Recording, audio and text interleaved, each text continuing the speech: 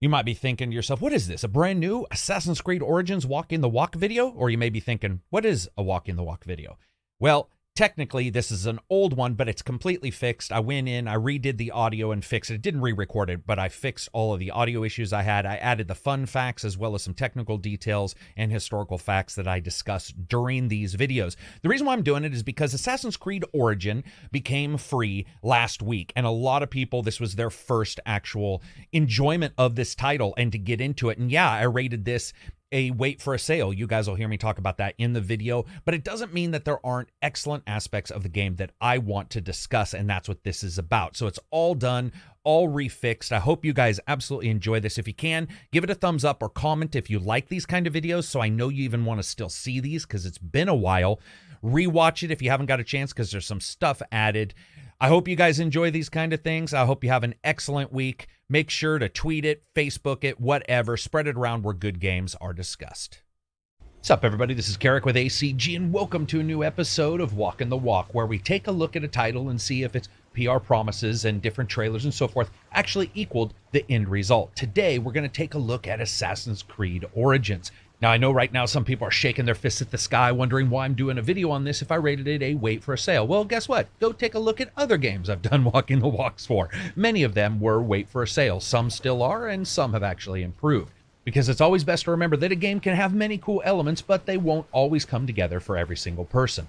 So without further ado, Walking the Walk for Assassin's Creed Origins. I think it's always interesting to start out with these and talk a little bit about the development and how they went about it. Now, one of the interesting things that has always sort of come up when Ubisoft makes a title is their desire to really send people out to study a location to create it. In the past, they've been able to do this in Watch Dogs and others, and I've talked about that in the Walking the Walks, where they sent people out to record conversations along the street and sort of get the vibe there for Watch Dogs, Watch Dogs 2, and even with the Assassin's Creed games, the ability to study architecture and history books. Well, one of the problems, and they've discussed this in their behind the scenes with this actual game, is that many of the cities and the locations, they knew where they were, but they didn't exactly know their setup. And so what it did is it allowed the teams to do a little something different. Now, one of the things the teams did was they separated into groups, and then they were given art and ideas for each specific place. And they were sort of allowed more of a free-form way in developing what a location actually looked like, because this time there wasn't a template that they had to absolutely be nailed down to. Also, for me, it's really important to discuss the level of distance in a game. Distance over important locations traveled and interesting locations traveled really does offer a mindset for a title. If you travel from one end to the other and there's just boring stuff, it's not going to matter. It's sort of like whenever anybody tells you, I only buy games that have 40 hours of content. Well, guess what? Monopoly has 40 hours of content. Is that truly good content, though? And here with Origins, this splitting out of the groups really allowed them to differentiate each location and each city a little bit more than they'd like to. And I'm going to talk a little bit about separating the urban and the rural, which is really important to me, to make a section and a location feel spread out. You don't want that city plopped in the center of a location like sometimes you see with Skyrim, as I just end up mowing down these guys. So when you're traveling in a boat, one of the cool things that I noticed in the boats is, depending on the type of boat, there's actually water bubbles you can see come out, especially on any of the wicker boats, because they would trap water in between the different reeds, and you would actually be able to see that water bubble come up. I thought that was really cool when I was playing this. One of the first things that the Ubisoft teams did was they gray boxed the location itself. Now, what does that mean? Well, if you programmed, or if you've read about programming, gray boxing is basically putting down gray boxes, quite simply. And you put them down in different locations to balance your level, to identify how things feel. It really can depend on what kind of world you're creating. Here, when they're creating an open world, they did something very unique. They gray boxed the world so they could feel if the travel made sense. Now, this is something that, whether you like Origins or not, I personally feel it's one of the better traveled games. What do I mean by that? I mean that its content interspersed throughout its actual locations feels right. It doesn't mean that everything's always super busy, and it doesn't mean that there's no locations that don't have anything. What it means is that everything feels right. Like you almost come to a spot and you're like, man, I haven't seen anything in a while that's super interesting, and then something sort of comes up. This gray boxing allows for that, because especially if you think about it, gray boxing is one of those situations where if you're walking through something, you're going to get bored even quicker. But it allows them to put these items down, sort of identify the distance, and then go from there and spread them out or shrink them as need be.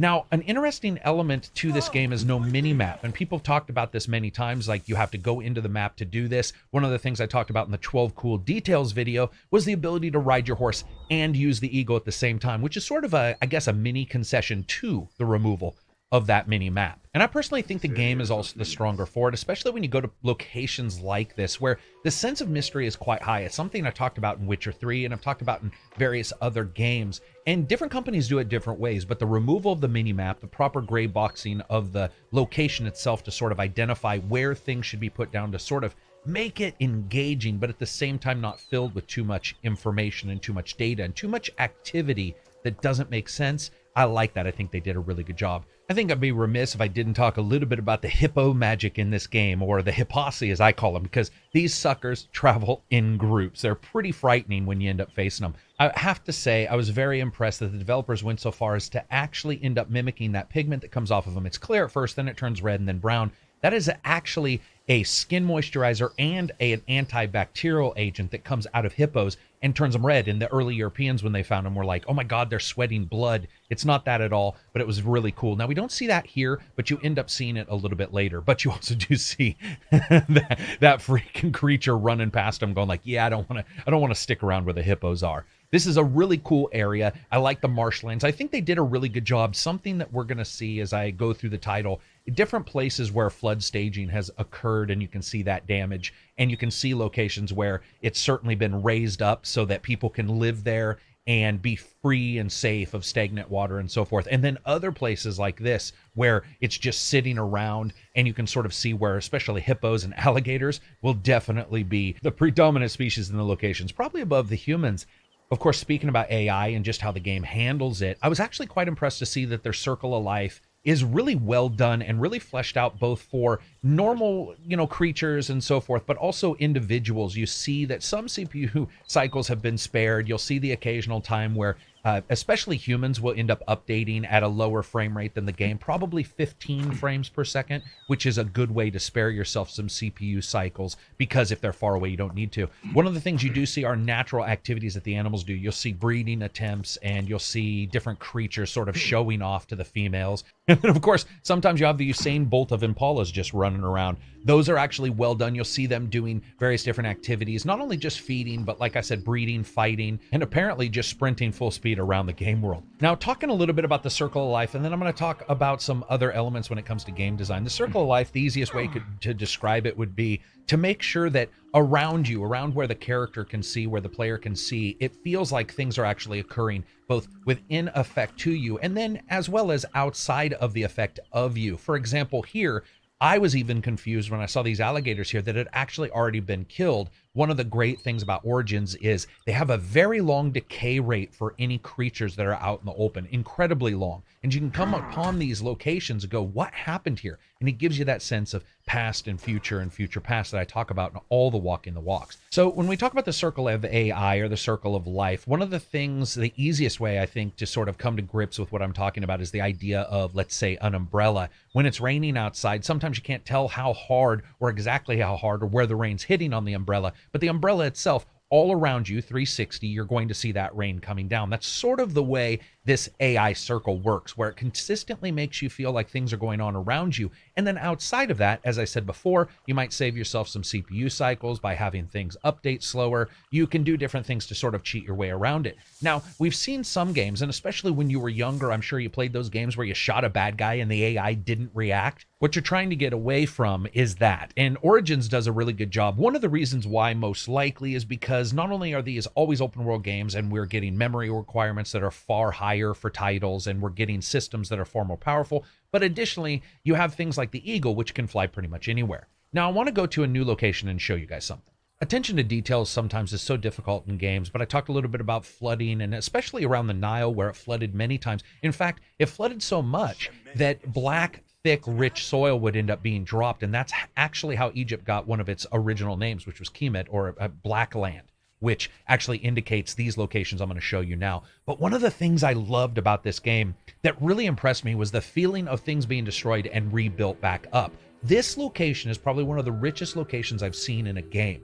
Not only do we see things like this rock here being built up into bricks. We see the mud where you can tell it's flooded recently. You don't get to see that actually in the game, but you can see where it's flooded recently, and you have these stagnant pools and so forth everywhere. But what we see is the creation of many different elements within the game to sort of make you feel like something is connected between the landscape and the people. This is usually something we see just within the character and the people, or the character and the landscapes. Rarely do you see, except for Ubisoft games, The Witcher 3 and a couple others, do we see that feeling to where somebody's doing something in the landscape and we see what looks like a direct result.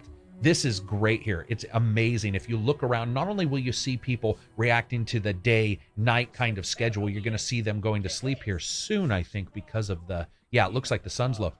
But you also see them weaving baskets here to the left, and a really low texture. I don't know. It's not loaded there. That should have loaded. That's just a glitch. But looking here, you can see them weave it. And what's great is it doesn't just appear. Some games will see where maybe something just appears in a character's hand.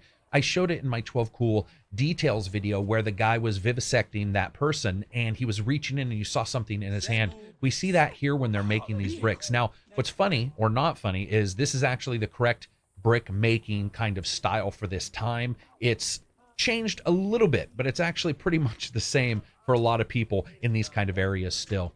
Let's see. Yep, he's got one. This is a corrector, basically a person who goes and takes any little bits off of those bricks before they super dry. I thought that was really, really cool that they had that person doing that on that brick pile right there. It just adds that level. We're going to see him grab the material from his left, and you're going to actually see it sort of fill up this box. Now, that's a small little ad, but it's enough that it sort of, once again, makes you feel like things are interacting, that everything's not stagnant, which is a problem in a lot of open world games because they have to work so hard in making sure the AI works and all of these different various layers work. So it's very cool to see that right there. That's awesome.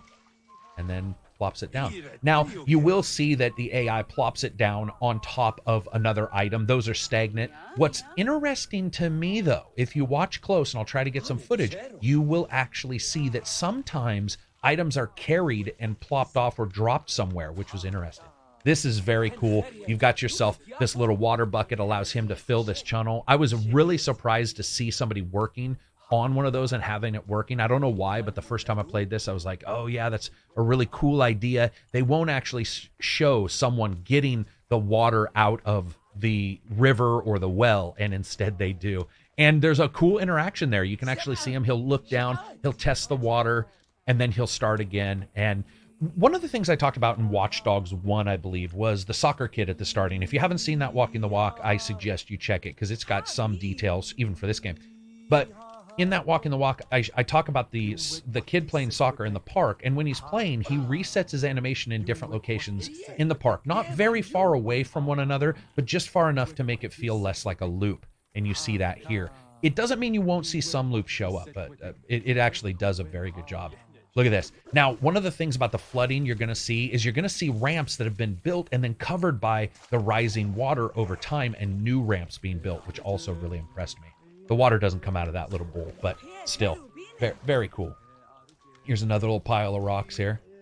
They did such, technically, it stops them from having to worry about that character getting too far away. Maybe it's a thing where they do it on purpose and they're sort of saving some CPU cycles for that AI. I don't know.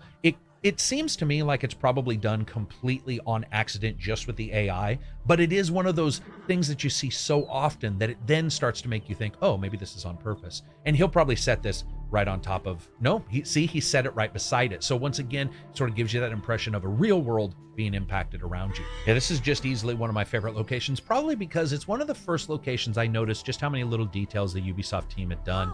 For example, people sleeping on roofs. You do see some people here on the right sleeping. You'll see them in different locations, but a lot of times they'll be sleeping up on top, up on the roof of their homes. But little things like fireplaces, you'll see fire burning, and if you go into photo mode and you go in there, many times you can actually see stain from long-term burning, and I thought that was really cool. And it's only really possible to get there when you use photo mode, which I was actually quite surprised by. Additionally, you see here where they've just done a really good job mending all of these AIs together. You've got the chickens, you've got the flies, you've got them looking around. It makes you think that they are actually looking for like worms or things that are on the ground. They do a really good job of putting a lot of the AI in places that it should be. So here's one of those fire pits. Again, if you get a chance, go in and look around and you can see it. I'm not in photo mode and I don't want to stop it and switch to that, but you can actually see in, you can see some of those burn marks. Very cool. Oh, I think I just saw that guy going up onto the roof. Let's check it out. Also, you'll see a lot of places where you can see where things have been damaged and then repaired, especially back then when you're building a lot of these locations.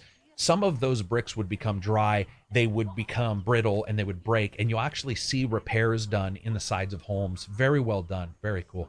Yeah, this is awesome. They all follow their own cycle of life, and it's not as detailed, assuredly, as, let's say, a Skyrim, which I know we all have our issues with Skyrim and so forth, but it still has a level of detail in what they're trying to get those characters to do, whether it be eat and those kind of things. And most likely it's just some kind of spawn package AI, which we will see in a lot of games. It just really depends on how they want to do the characters, especially in Skyrim where somebody is named. You have a named NPC. In this game, I'm assuming their names are Villager 1, 2, and 3.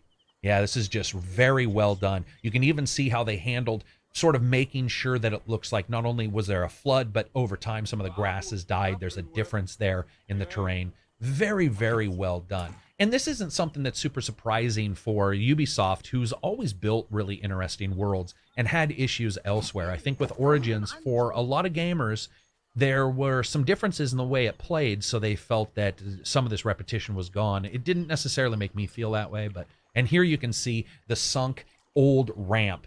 And there's the ramp, and then you can see that sunk old ramp underneath. Very cool. And once again, you have that feeling of before you ever arrived, things occurred. That is how you make a game feel alive. That is how you make a world feel like something happened. We've seen this on a lot of open world games where a house or a city is just sort of plopped down. And when it's plopped down like that, and it doesn't look sunk in, and it doesn't look lived in, and that's not the purpose, at least, where it wasn't a brand new place, then it can feel very poor. Love the fire effects here. Again, they did a really good job of making sure that the fire effects are drawn out an incredible distance so they don't end up popping in, or at least as much. Once again, you can see this draw distance. I love that in the different locations there's sort of a question, like, is this bowl for pooping, or is it for something else that I'm not quite understanding? Because there's a bedroll and what looks like a big old poop bowl up here, and I'm not quite sure if that's what that's supposed to mimic. I've seen it in a couple places and been like, there. You can see those light sources all the way at the other city, and they're flickering. You actually see them. Yeah, that's cool. Little flock of birds there. So I think it's time we go to a major city and discuss some of the things that are going on there. The stage.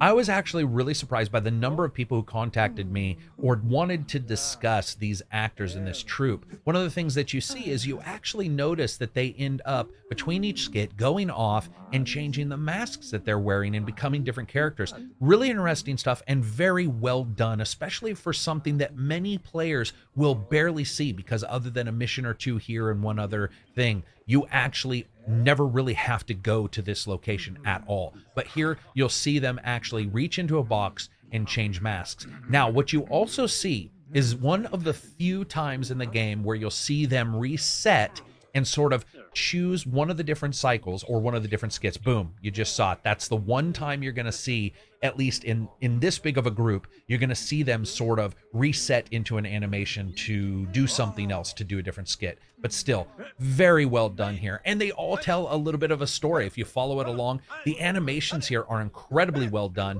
You'll see the guy with the stick actually hits that guy, and the little adjustment of his head. You actually see him hit people on accident when he's trying to swing at other people. It's really well done stuff. The collision detection, just the animation and telling a story, using these characters to tell a story, and a little bit about the drama, I found to be impressive, because there was no need to do that. There you get that other character getting hit in the head. Really well done. And then drag them off. And again, behind the scenes, you're going to see them changing out masks and switching to the different characters for the next play. All right, sorry about that. I had to actually stand there and watch all of those different little skits because I had missed one or two of those. That was actually really impressive. I think this location, like many of the cities, is a very good place to sort of remind ourselves about how technology is adapted and how the way a world is put together has just advanced so much, has just increased so much. The amount of debris in this game, the amount of things that are occurring, the complexity of the creation itself, is easily a highlight here in Origins. The amount of different things going on, whether it be here where you have these plants growing up in the shade and you even have a change to that stone where this is a wetter area near this port, or other cities, or even this city where you can see that separation between the poor and the rich. Now, this is something that we've seen in a couple of Assassin's Creeds prior, but to me, it's the level of transition between the two. This is something I talked about in The Witcher 3, that layer of mystery, that layer of interaction, and that layer of discrete differences between two different places. That's how you feel you've traveled. And we saw this in older games. We've all had those games where you walk around the bend and there's a town or a city and it just looks like it's been plopped down. And when you go in, there isn't even a rich quarter or a poor quarter. But if there is, it's usually delineated by some fine line. And then from that point on, you're supposed to know where you are.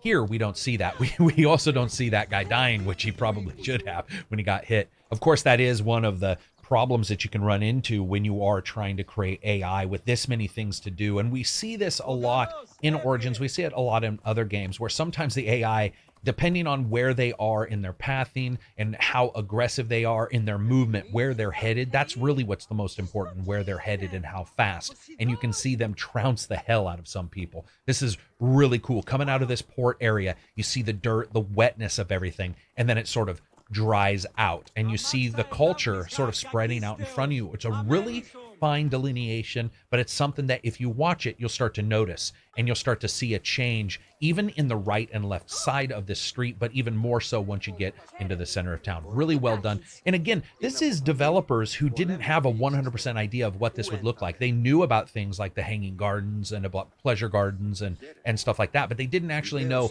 the exact way everything was going to be set up. But by good study and that identification from each team to sort of make a location different, and you have something like this. I love this courtyard here, the little small mosaic tiles, very well done. And you'll also see a difference in stores. You'll see in the poorer stores what they're selling versus some of the richer stores. You'll see them selling things like horse armor, something that a person in a poor town probably couldn't even afford. And here we, of course, see the introduction of colored stone as you get near the entrance of this building, which I found really interesting that they sort of draw your eye towards the entrance of this building because of that colored stone, where on both sides it's not. Let's talk a little bit about horse variation. This is something small and people are like, horse variation, what? I was really impressed by the different types of horses in this game. You know, Red Dead's one of the other games that has a good variation on horses. Of course, Witcher. But in this game, when it comes to just the sheer amount of skins that you can see and differences in their pattern, I was highly, highly impressed. There was a number of times where I was like, I haven't seen the same horse repeat. We'll probably get one in a second here just because I'm saying this. But I hadn't seen that in a while. And that variation allows for you to feel, once again, like everything's a little bit more variable and everything's a little bit more realistic, whether it is or not. It is all about sort of giving that impression and that atmosphere to the player. This is very cool. Such a good design on this ground here. Of course, we know that Ubisoft went with a broader stance at first for creating their world, then a broader stance for creating a city, and then they sort of went in from there for more and more design. And I think what we see is how that can sort of end up paying off, because as a civilization, many times on the outside of a city, you're going to see various differences between maybe the inside, especially back here in this day and age when perhaps they were building for different reasons than we were. And I love the fact that you can see that in the game, and it sort of plays out in the way Ubisoft developed the title. This is just really cool here. You know, it's so strange and so refreshing at the same time to see something as mundane as a broken and destroyed street, because it gives the impression to the eye that that street has adjusted over time. They didn't do anything like put just a well-worn section on the left. It actually looks like it's sunk in towards the port. And I think next, let's go to the desert. Of course, say hello to the Testarossa of the desert. I absolutely love this camel. I love the red that he's decked out in. I like him even more than the battle camel, as I call the other camel. But going out to the deserts here, one of the things that I've discussed in the past, and especially in that 12 cool details video, as well as in the review, I was impressed with things like hallucinations happening if you're in the sun so long and so forth. But they also did a good job not really ignoring the variation in rock types or the variation in how the sand looks, the variation in erosion. This is something I talked about in Witcher 3. These are things that many players won't notice, but when you do notice them, there's an attention to detail that is really instant. Additionally, like I talked about in the Frozen Lands 12 cool details video. I absolutely love the wind in this game. I think they did a really good job with the wind whipping off of various parts and actually being colored depending on what it's coming off of. So if it's off of the darker red soil, you see a slight color variation compared to the normal, more bleached white sand. Very well done here. Of course, the camel, as I've talked before, they pace versus trot, which is what a horse does. And because of the way that their hooves are made, they are quieter. And I really just enjoyed the way the camels moved in the game. There were some issues. I heard some people talking about the animation when you're going really fast as a camel versus a horse, that the animation looks weird. I was starting to think that that could be because they were trying to handle the pathing the same way as the horse, and a camel and a horse, depending on their size, could have fairly huge stride differences. And that might have been it, where they were trying to shortchange the camels because of how big they really are. When you really look at them versus a horse, they are, even in real life, there's a difference, but here within the game, they just seem, well, far more massive. It's just so ungainly. I love the animation. And I love that you can see the pack on his back bouncing on his rump. That is so great. It's just one little added bit that we see in the game. So let's sit back and listen to sounds for a little bit.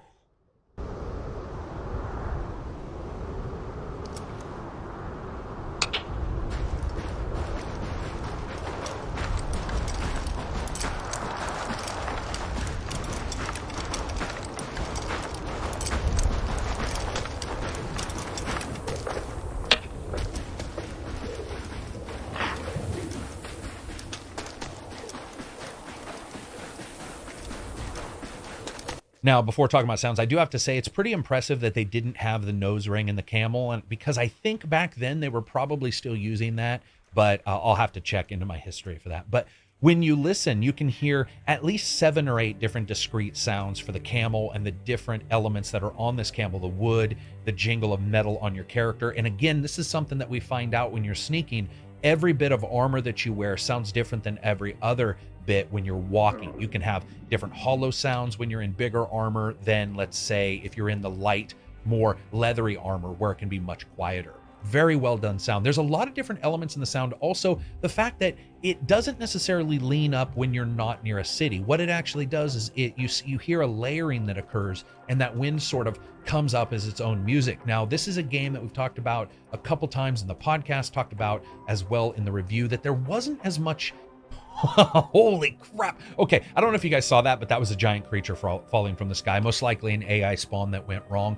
One of the things that you do in these games is you try to have the AI set back so it doesn't spawn within actual sight of the character. That's one of the few times that Origins does that. It does, and all games have that when they're spawning a large number of AI. No excuse, though, that actually did occur. I love the various layers that we get here in this town. It's, of course, different. It's on the outskirts of a major city. It's different than the flooded area that we saw before, and they've got their little horse corral. They've got their camels out front, and you can actually see where they built this little plaque so that you can get across the river on your horse or your camel instead of just going to the end there. Very well done. Just a little cool detail right there where it's like somebody, it gives you the feeling that somebody in the game looked and said, I don't want to ride my camel or my horse all the way to the edge. I just want to go across right here, and they let them. So I talked about interrupting earlier. Let's see what happens. We'll follow this guy and see if he gets interrupted. Like I said, a lot of times with the hay bales, they get interrupted. Not every time, because I've seen them put them down, but they'll get interrupted by somebody in the game world. And he just went behind that rock. Let me go over there and verify he's still alive. Yep, he's still there. He's still trucking. Look at him. Also, you can actually see a difference in his stride, which is cool when he's carrying that. I'm just going to follow him around. Get a little bit of a flooded look here, where you have these rock steps going down into that little creek area, that tributary, but still pretty well done. So he will probably place this.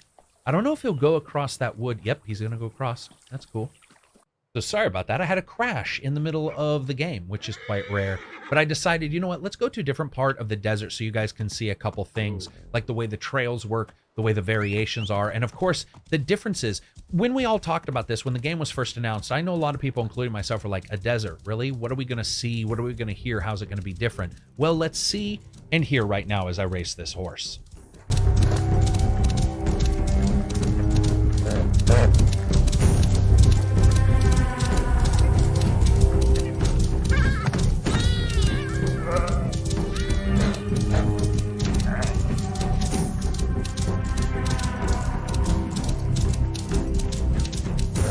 So my hat's off to these guys for sure. The layering up of that horse running, because it is louder than the camel, ends up drowning out the sounds of the armor and drowns out various other sounds. And what you get is more of the horse sound, the horse actually making sounds of exhaustion as you're running it hard. Very well done. Speaking a little bit more about that separation of the rural and the urban and the adding of mystery to a game. What do I mean by the adding of mystery? Well, I talked about this in The Witcher 3 Walking the Walk, where the feeling of mystery in that game was sort of added many times by them just putting a little item alongside the road or out in the middle of nowhere to sort of make you go, what's going on here? It happened as well in Frozen Wilds, and of course it happens a ton in Origins. Now, we see locations like this, which look like at some point an ancient fort was here. You can even see some of the structure, but you can certainly see that area right there to the left with that ladder where it was going up to a guard tower that's just gone. You see these planks laying out everywhere. Once again, that not only gives you a sense of decay, a sense of things falling apart. And if you understand anything about ancient Egypt, a lot of times people get confused about what was built when and who controlled what when. It can be very difficult to think that it was all sort of combined together when in fact it was actually separated by many thousands of years for some of these things. Recently, I was lucky enough to ask a couple developers who actually have had small or large desert areas in their games, what it was like, what are the difficulties that you actually see.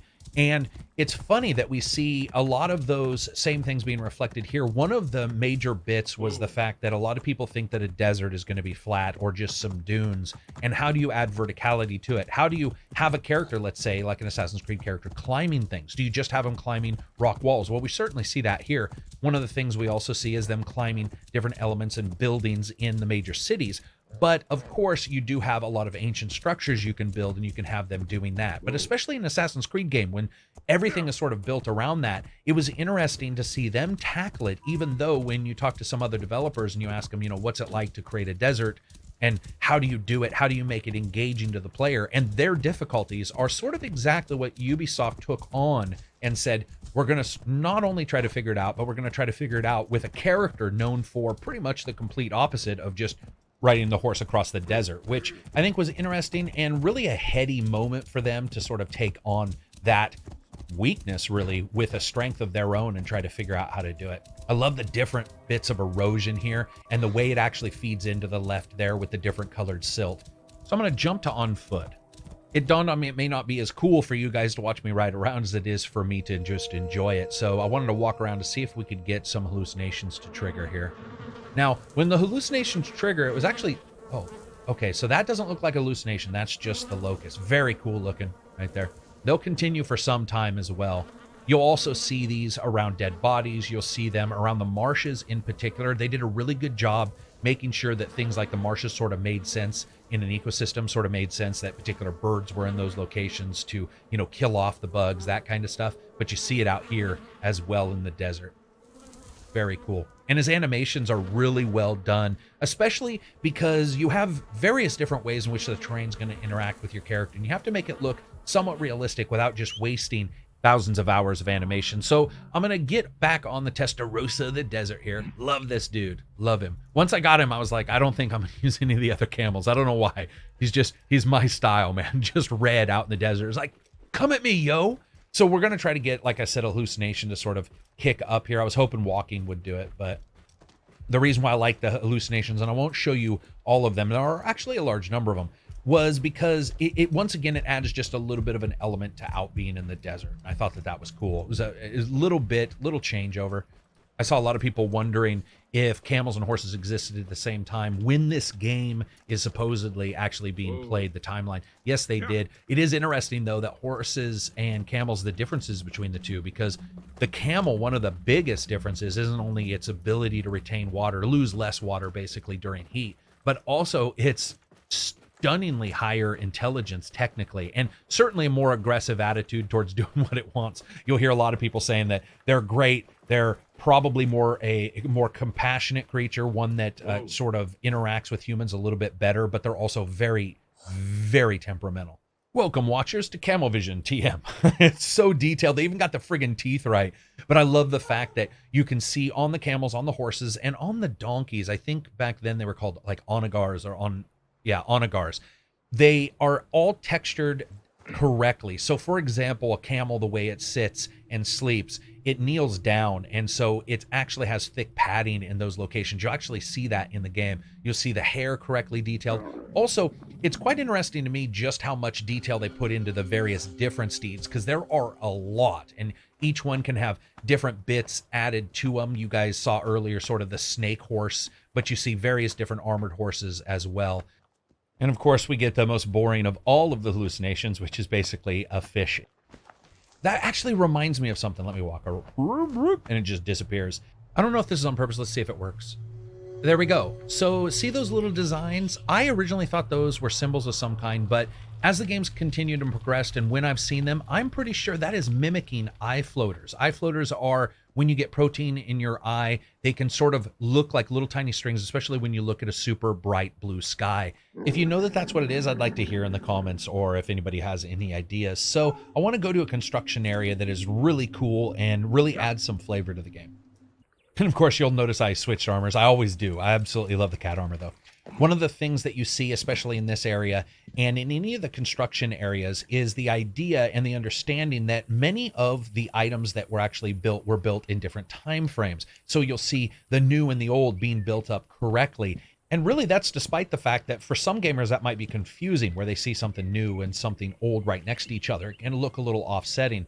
And I like that. I like the fact that they took the chance and said, you know what, this is what we're going to do. And you see this in all locations. You see it whether it be the burned out and just sandblasted hieroglyphics that you see here, but it'll be right next to something else that's been dyed and looks newer. And you can sort of see that feeling and sort of understand that feeling of a culture that moved around depending on where the Nile was, how it was that year, just the various differences that could occur in the game.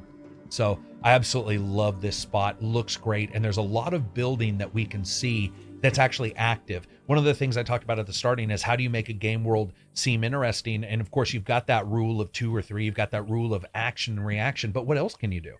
One of the things that you can do is make sure, as I said before, that the interaction of the NPCs makes an effect on the world, or appears to. It doesn't always have to. It sort of depends on if it appears to, and we'll see that in a second.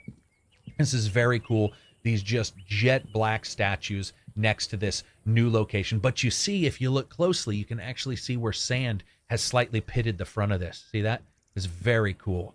Very cool. Anybody who can read hieroglyphics, you can tell me what that actually means. These guys are just looking at me and they're like, dude, there's a guy in cat armor right there. What's great about the cat armor, as I call it the cat armor, this isn't really the name for it, but what I like about the cat armor is it reminds me of something from Skyrim in their game. There you can see that pitted bit as well. And you can also see the fact that they did a good job here. You see some places where it looks like the building was just sort of laid flat into the ground, but for the most part, you see sand that's sort of built up around it, and things look sunk in a bit. And then at the same time, some of the new places won't have that. So one of the things I want to do is let you listen to armor.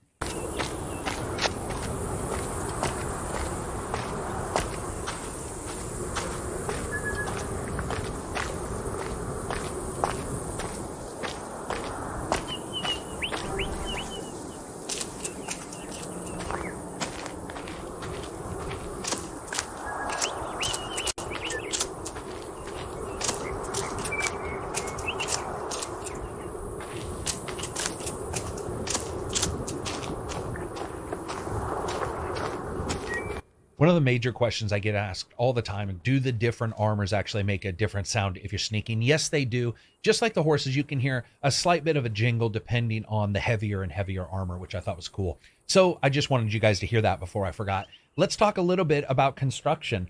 I absolutely adore this location. There's various different reasons why, but the major reason is we actually get to see some people. Usually, we'll see if we've timed this right. We get to see some people actually moving some items so that it appears like they're actually building this location as we speak. And you can see, once again, that feeling of past and future past, where things feel like they're being built up around older items already. I love these cranes. Obviously, they're just a mimic of the cranes that we saw in Syndicate and, well, any other games that have had those. But I love how they put them in there, and they somewhat make sense where they are. They don't perfectly make sense, but they somewhat make sense where they are.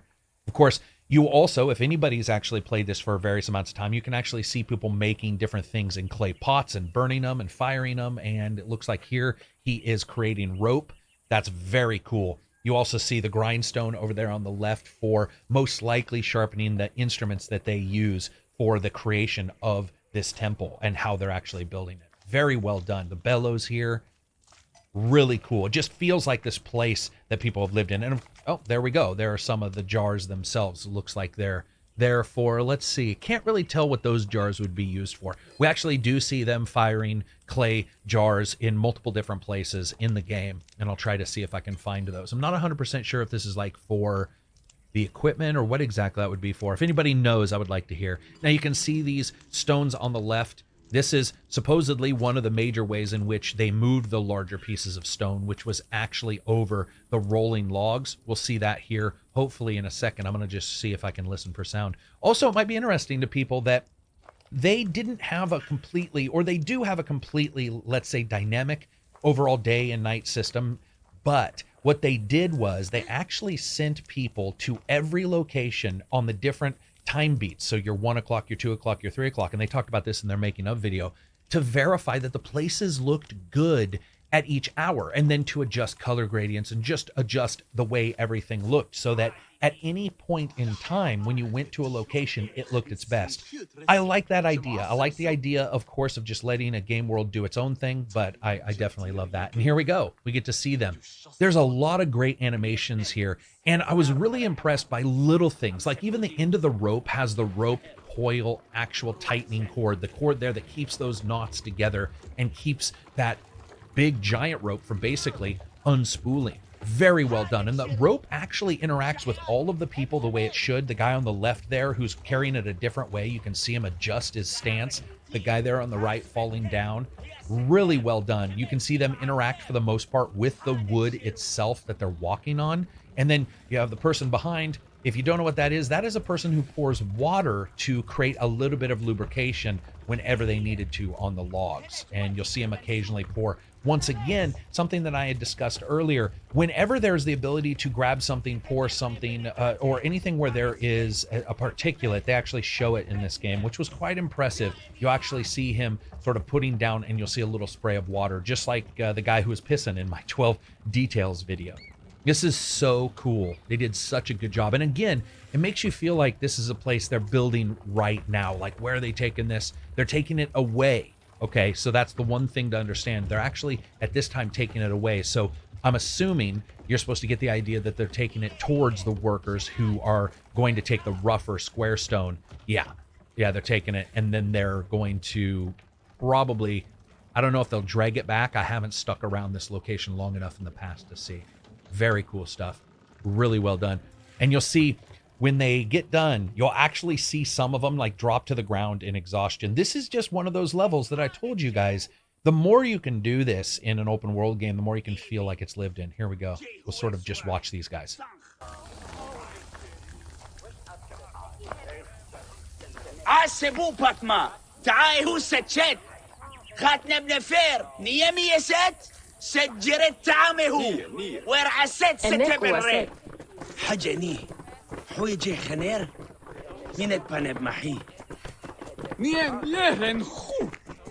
And of course, another cool level of detail, the guy's got his foreman cap on, which was shiny and bright so they could be seen anywhere in a group of workers. Very cool, because they didn't have different clothes many times, even though they might have been nicer. This is awesome. So walking from this location, which is the building of this area and this statue, we're going to sort of walk into the town and show the difference there. You can see where this area has been repaired. This bridge has been repaired. And once again, we have another, yep, this is one of those other bowls for getting water. That's so well done. Just really interesting design. And interesting that, once again, they modeled people actually using it.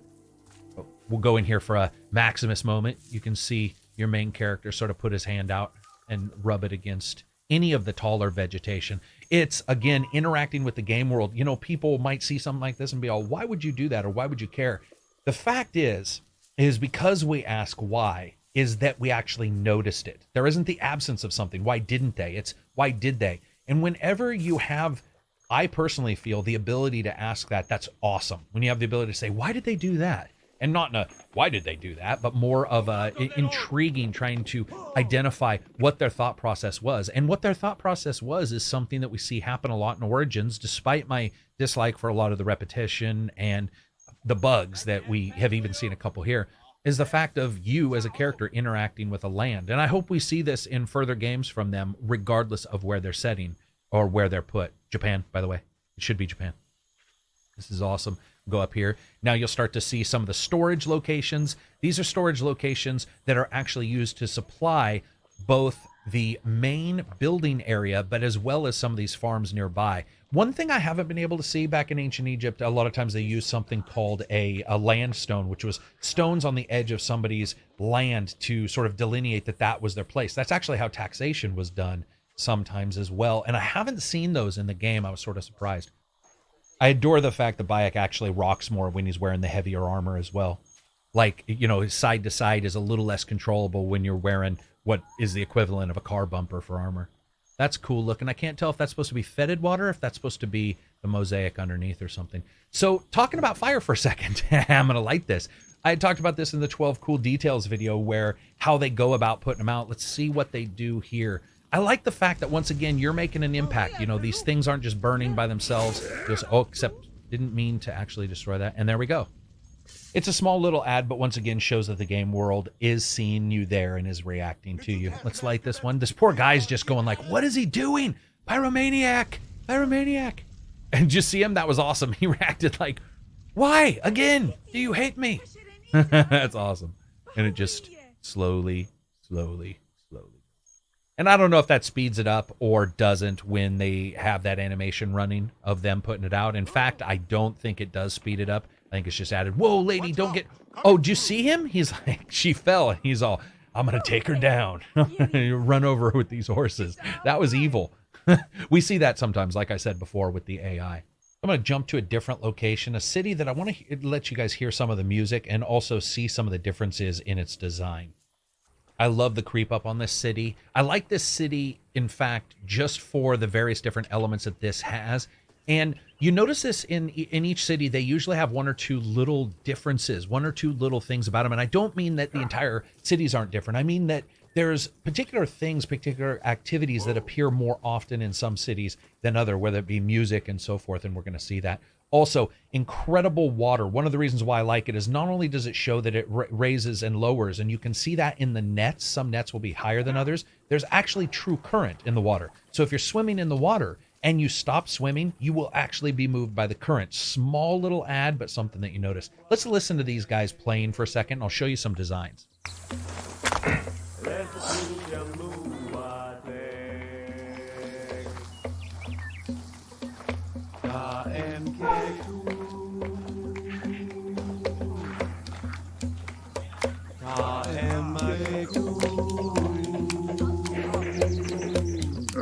Wiiu, tu pessoef.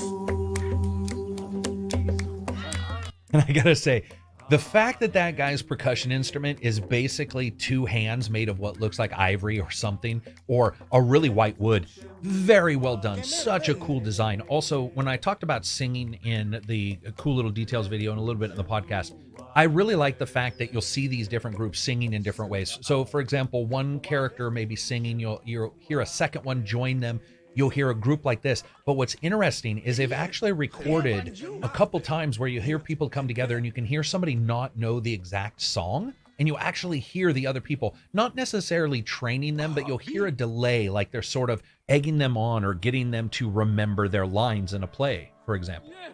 When you look around these areas, depending on just how well off the area is or not, you can sort of look and identify where the repairs are and how they're going to be, depending on if it's a wealthy location. You'll actually see a metal of some kind repairing, let's say, the something going over the water, or you'll actually see just wood and rope. Just hiding from this dude. I don't want to get in a fight in the middle of this.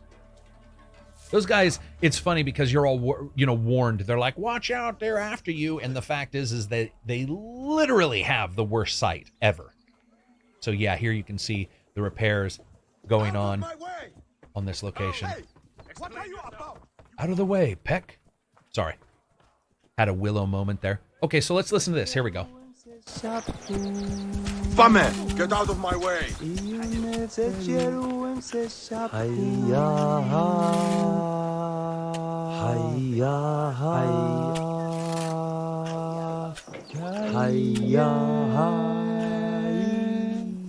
And so if you listen carefully to that, you can actually hear what almost sounds like somebody just learning the song. They're a little off key. They're singing after the other person, almost like there's a repeating of what's going on until they figure out what they need to say. It's just really cool. I like this general location also because it's one of the first places I noticed that some of the NPCs will use areas to walk that look safer than others. Like he's walking directly on that wood instead of out, let's say, in the water. You actually see them make choices on where they want to go. See if anybody's sleeping. No, but you can actually see where they've slept up here. That guy is back. I'm going to go ahead and stay up here, hide away from him. Also, each city looks so dramatically different when you get up top and you actually look down. And this water goes through. Once again, you can see. Also, every location will have different water. You'll see dyes in the water. You'll actually see where they are, whether they're higher or lower in the elevation here. You actually see them sort of changing color of the water. And that does a really good job differentiating each location as well. It doesn't mean that there's some repeats, but there's actually times where you can sort of guess what town you're in by just looking at their waterway and identifying exactly what colors on the edges or, you know, where it goes, how it flows, those kind of things. Very well done. Oh, and there he was. He's still searching for me. It's like, I'm on the rooftop, sucker. Here's a good place to talk once again about the building of old and new together. Here we definitely see the differences between 2 or 3 architectures being built at different times over the top of each other. That's insane looking. Very well done. Some parts just absolutely destroyed. And again, you get that idea of not only just age, but you get that idea of different materials being used. Also, kids, you know, we talk about this in a lot of open world game design discussions where it's like, you know, how much more difficult it is to have the model for children and stuff. But here you see children like playing with these toys. You see them playing games against each other. You actually see them sort of play wrestling. There's a lot of interaction with the kids in the game world. And it gives you that feeling, once again, of a lived-in location, of a location that actually has a past to it. And I can interrupt this, and he'll actually get up. Whoa, and he actually got a little wind in your skirt there, Marilyn Monroe. But I like the fact that you can see that. You can see everything from children. I don't think I've seen any newborns or anybody like with a newborn child, but you certainly do see these young kids and then middle-aged and then certainly old-aged. And you see that guy against the wall. Not quite sure what he was doing. I like the feeling here of 2 different sections, left and the right. You can see hugely divergent ways in which they built that. And of course, this guy here, what's he selling? Turquoise Jewelry. If you've ever read about turquoise, I suggest you do. It's actually really interesting in how difficult it is to mine. And the fact that I think it's Iran that actually has a kind that when you heat it, it actually loses water molecules and it changes color. It's very cool. And also wasn't known for being in these locations very much. So it was imported from Sinai, I believe. So talking a little bit about the technicalities here, I would absolutely love to see behind the scenes here and look at the culling systems they have in place. Look at the systems here that don't allow the engine to do any overdraw, because they do a spectacular job with all of this complexity, all of this stuff on the ground. Go and look at almost any other game. Only GTA 5 and a couple others come close to this amount of debris and different organic bits on the ground, different things to make you feel like it is a true place, not just all straight lines. And I would love to see how the engine is actually handling all this. Now, it's something that we know about on the PC. They certainly have some CPU issues. Some people think it's 100% just the copy protection. Other people don't. We'll have to see, of course, when that all gets said and done. But it is a CPU-heavy game. All of their titles are. Much of that, of course, being tied into their AI. Also, we get that jet black pottery there on the left that's dyed. Sort of interesting to understand just how many dyes were used, how many different colorings were used, because I think a lot of people just think of sand. They just think it all looks the same. Also, you'll notice on rugs, and you'll notice on a lot of items put on the ground, they are not flat. They will actually be ruffled. They'll be actual material. They'll look real in that case. And you're always traveling between these guys and always wondering, every time you go to a place, you're like, are they going to attack me? Because sometimes, I swear to God, you get attacked for no reason. Okay, so, all right. So on the left here, this is something I ran into a while ago, especially after the most recent patches, where you have animation that spawns in the same action and their motor set. So imagine basically saying, I need to fill this area with 3 people when Karak gets close to it, and you do, and you purposely offset it. So one starts in 1 second, one starts in 5 seconds, or one starts at action 1, one starts at action 14, so they don't mimic. Here we see that because of the way they've been spawned, their actions, the routines that they're running, yeah, they're pretty much identical. That can do a really piss poor job of making the game world feel really cool. It can do a lot of damage. Just see if I can break this guy and see if he motor sets back or if he ends up going about his animations separately. Most likely if it's normal, he'll just go about his animations completely separately from this other guy. And yep. All right, so that does show that it's a spawning issue and not an animation issue, or not directly an animation issue. It's one of the things that is really difficult when you have this many AI. You're spawning them. You're trying to make sure that you don't keep a hold of them for too long if a player leaves an area, but you also want to make sure that they're there and engaged in something prior. Why do I say that? Well, I mentioned it before. You have a game where you're walking around and the game AI has not engaged. It has not started doing anything. Yeah, wow, look at that. 3 people, all motor set perfectly. Yeah, that's a really bad spawn right there. Suck it. Let's see. Oh, and then they get mad at each other. Oh, that's funny. I don't think I've seen those 2 over in the right-hand corner. They were like getting ready to throw down. All right, just trying to break them up to see if we can get them to once again split up there. Those guys sat down pretty close at the same time. Okay, so they're offset by a little bit now. And the guys on the right, offset. Okay. So it is just an unfortunate detail that happens with AI. And it's certainly something that I think that as we've seen this game get patched, I've noticed more issues actually rather than less of this kind of thing occurring. That could be a shortcut that they've programmed in to save themselves some CPU cycles, and they don't realize that's happening. I'm not 100% sure. It doesn't happen all the time. This is the first time we've seen it, so look at that. Such a great look. So great. Just these amazing looking gardens, and that organic feeling of the architecture really mended in with the organic feel of the world. And that's actually something that ancient Egyptians were huge into, is making sure that, you know, the natural sort of encroached into, and they were one with the land. So there was a very much connection there. It wasn't so much like we see in other nations where maybe they sort of separate. It's like you don't want nature around you, you know, the urbanite, where it's like, I want to build a sound wall so no one can hear anything inside the house. That was not necessarily the way these guys were. I don't know why he's scrubbing that. Got to get the murder stains out.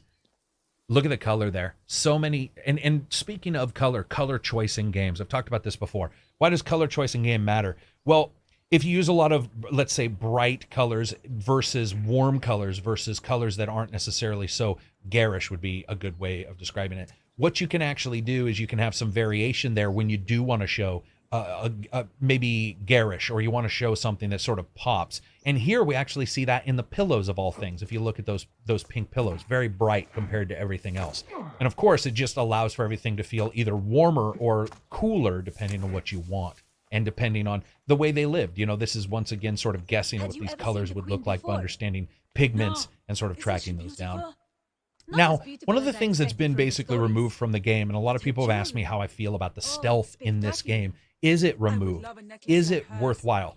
It is worthwhile, but it is not as much a social stealth as the past titles. In the past titles, there was a lot of social stealth that worked. In this game, I mean, you are running around as a dude who sometimes dresses like a snake, who has a snake staff with a Fabergé egg on the end. So I'm not 100% sure stealth matters as much. So I got one more place to show you guys before we end up. I really think each city does add its individual elements, but it really does depend on how everything works in between. And you know, the combat system I wasn't in love with. I wasn't in love with various different elements in the game, but as I walked around the game worlds, I have to say, you do have this issue where Ubisoft has always been able to really nail the game world and has issues with the gameplay itself. Now, we've seen this in the past before, and I discussed this a little bit at the starting, where I feel that their jump to moving quests as being the collectibles, really, it has worked really well for them. But it's the AI that I think, when it's working right, works really well. Let's see. Oh, what is this? This is a dead. Okay, this is I'm gonna wait here. This is a dead bird. Let's see. Right? Yeah, let's see if people react to this. This is one of the things that you notice within Origins, that NPCs will notice dead bodies or dead birds. Let's see if these soldiers notice. Hurry! What are you playing at? Oh, ooh. Need to get you in the ground. Just an eater. But Okay. Actually, the guy noticed and he said, we need to get you in the ground. I think that's great. I think it's really cool that they can see that. We've seen it in games where characters will interact and understand that there's conflict going on, but you rarely see it after the conflict. You know, sometimes you'll see characters that react to a dead body, but it doesn't always work out the best. And here, I like the fact that they've sort of added that in, especially understanding their culture and their belief in death and the afterlife. Let's watch this guy, see what he says.